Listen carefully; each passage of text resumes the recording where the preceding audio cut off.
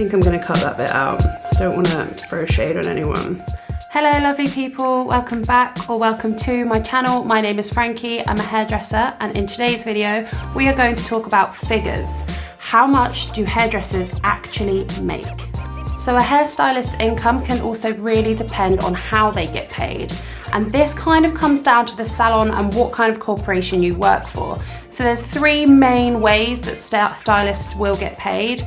The first is, and the most popular, is probably performance-based commission.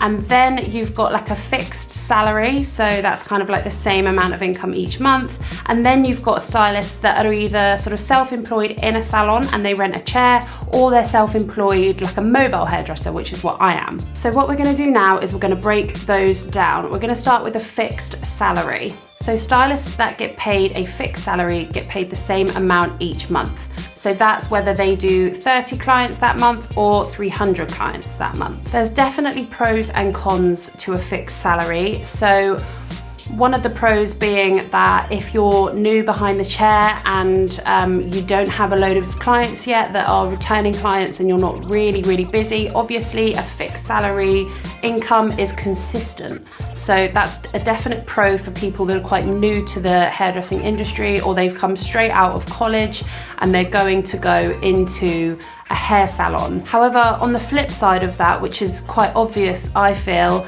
as you do get busier and you do build up a really strong clientele and you've got lots of money coming in and you're making lots of revenue for the salon, obviously your income doesn't change and you aren't rewarded for that, which then leads me on to commission, so performance-based commission. Performance-based commission is very common in the UK, and it's one of probably the most popular ways that hairstylists get paid here, and it's actually how I was paid in the salon that I worked in. So with commission, the stylist gets paid a percentage of the salon revenue per service that they have performed. The complicated part of this is that some places pay a basic wage and some places don't. So the difference in those is that some salons will have written up in their contracts that if you don't hit X amount of target, you will get paid a basic wage. Whereas other salons, on the other hand, will say to their staff, you just get 30% of everything that you make, or not necessarily 30%, all salons have different percentages,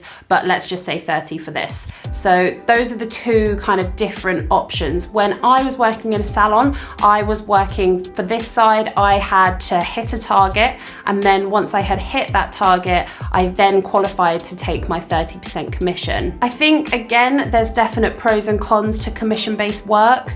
Performance-based commission is really encouraging for the stylist. It pushes the stylist to try and work harder, build better relationships with their clients to keep them returning, and to sell products. So I do think that there's definite pros to commission-based income. I think the downside to commission is that a stylist can be working really hard, doing full-time hours, seeing lots of clients, making a lot of revenue for the salon, and only really taking a small percentage of that home. That for me personally, and I can't speak for everyone on this topic, that for me personally though, doesn't sit right, and I feel like each stylist should get more for what they put in. So now we're going to move on to the last one, which is how I earn, which is self-employed income. I'm a self-employed hairdresser, I'm a mobile hairdresser. I go to my clients' houses, and I have done now for about 5 or 6 years, and prior to that I was in the salon for 7 years. Self-employed income, again, it depends on the stylist, what their rates are and how often they work. So when someone is self-employed in the UK, they basically keep what they earn, and then at the end of each tax year they have to pay tax on what they've earned. It's slightly different to working in a salon, because obviously every penny that you make goes straight into your pocket, and then you just have to put a percentage of it aside so that you have enough money to pay your tax bill at the end of the year. Again, with each of the things that we've spoke about before this, the fixed salary and the commission-based salary, there's definite pros and cons to being self-employed. Pros for me include flexibility and working whatever hours you want, charging what you want, seeing who you want, and having more control over sort of what you do and your own diary. Cons would be not working in a salon environment. Obviously, when you work in a salon, you work with a lot of other people. All of your appointments are arranged for you. You don't have to sort of like be answering the phone, all of that stuff. They take all of that out of your hands. They take the tax out of your pay. So that sort of side is easier. Obviously, another con to being self-employed is that there's no basic wage. There's no sort of backup if you don't have a busy month. But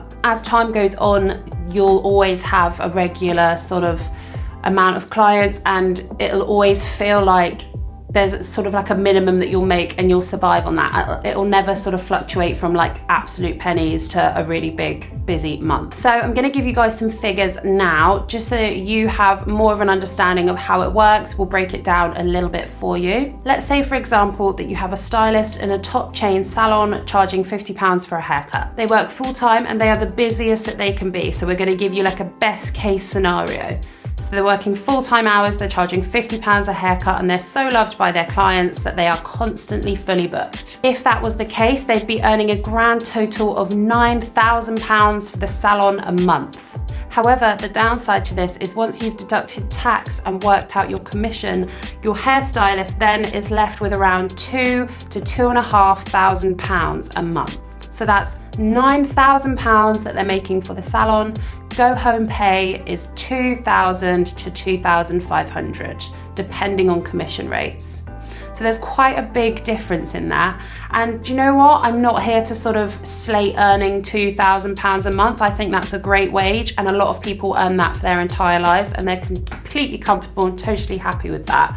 I just wanted to give you sort of like best case scenario figures so that you can compare that to sort of like different figures that I'm going to give you next. So this is kind of where things changed for me in terms of my career. I got to a point where I was thinking, I'm not sure that I want to be in a salon environment forever, and I also think that my earning potential is a lot more outside of the salon. So self-employed stylists obviously have the opportunity to work as much or as little as they want, and they can charge as much or as little as they want. Obviously, if you have good salon experience, good qualifications, you trained well, and you have a loyal clientele, you could probably charge in the higher sort of category of prices. If you've just come out of college or you've only worked in a salon for a couple of years, then you're probably gonna go in quite competitively priced so that you get more clients requesting appointments. So what we're gonna do for the purpose of this calculation is we're gonna also say that this self-employed hairdresser is very busy. So they're working full-time hours, but they see about half of the amount of clients because of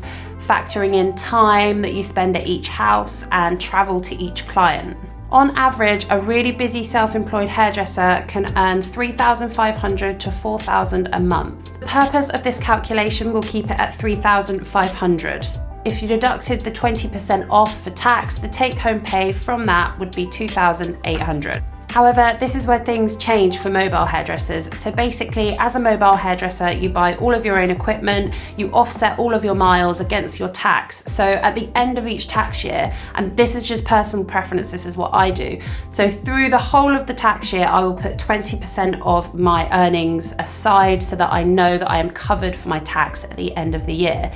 And because the first £12,000 of your income as a hairdresser in the UK, or anyone that works in the UK actually, is tax-free. So anything after 12 grand, you get taxed on. So basically, I will just put away 20% of my earnings and keep that aside to pay my tax. I will also pay for my expenses and my petrol, obviously, everything like that, and keep a really detailed sort of spreadsheet of everything that I spend, whether it's advertising, whether it's equipment, hair color, clothes, work clothes, all of that. I make a note of it, and then when the tax year comes to the end, I file my tax return and the expenses are offset against your tax. So basically, another great thing about putting tax aside yourself is that when you get to the end of the tax year, you've got a bit of a lump sum of money just sort of there, and you can obviously do whatever you want with it. It's kind of like a way of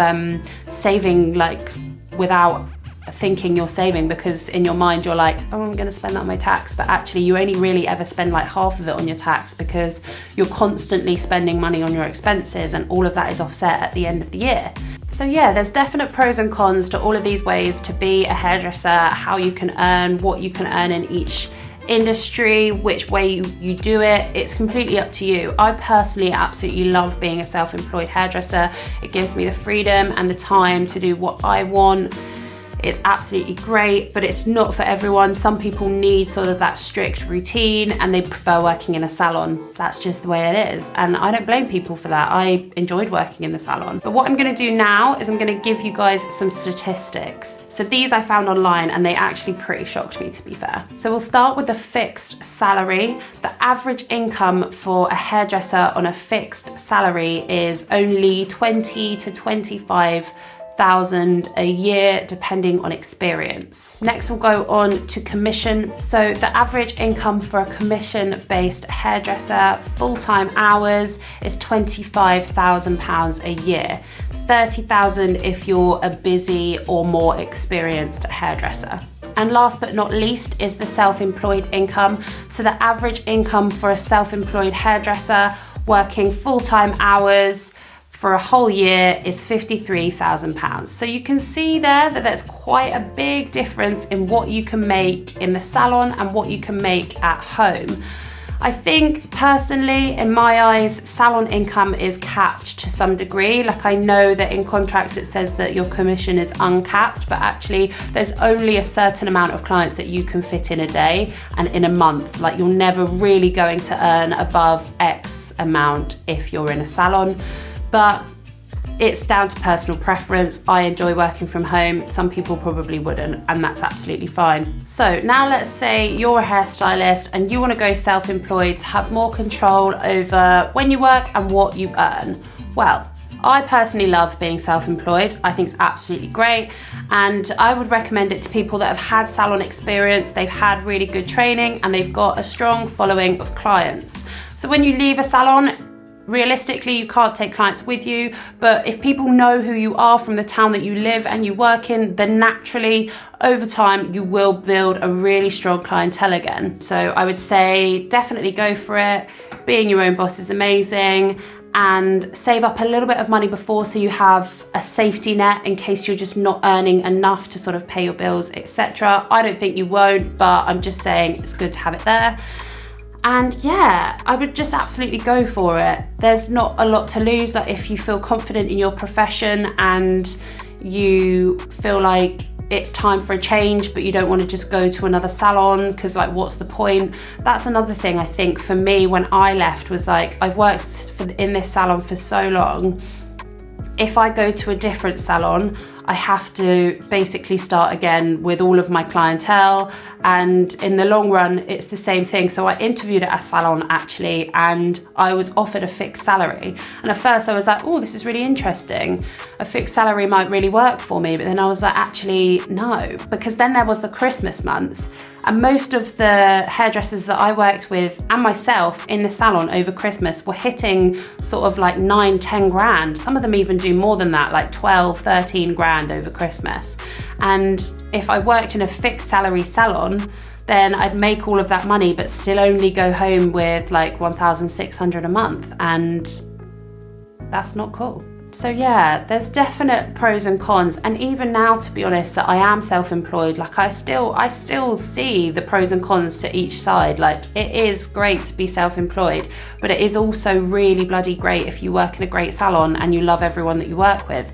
So there's definite pros and cons to both. I just have a really good think about it. I think people think that hairdressers that leave salons and go mobile or self-employed are just not very good, but actually when you sort of have to manage something yourself and you're doing all your marketing, your advertising, and pulling all of your clients in yourself, you are so much more passionate about it. So I think even if some people say, oh, you're not as passionate, you've lost this, you've lost that, but actually I work so much harder because I have to. It's my business, I put everything into it, and therefore, like, I am probably more passionate than I was before, because if I'm not that passionate, then I'm not gonna make the money, do you know what I mean? So yeah, it's really interesting, and I'll probably do it forever, to be honest. I think maybe one day if I could, I'd have like a little salon set up at home, which would be really nice so people could come to me. But yeah, you never know what's gonna happen. So yeah, I hope you enjoyed this video, guys. Sorry for waffling on for the last like 15 minutes. If you did like it, don't forget to like and subscribe to my channel for more videos in the future. If you want to turn the notifications on, then you will get alerted of my videos. It's been really nice chatting to you, and I hope you found all of this information informative and it's helped you out. If you have any questions, let me know in the comments down below. I'm happy to answer everything, and I answer everyone's questions. So yeah, it's been lovely chatting, and I'll see you guys soon. Bye.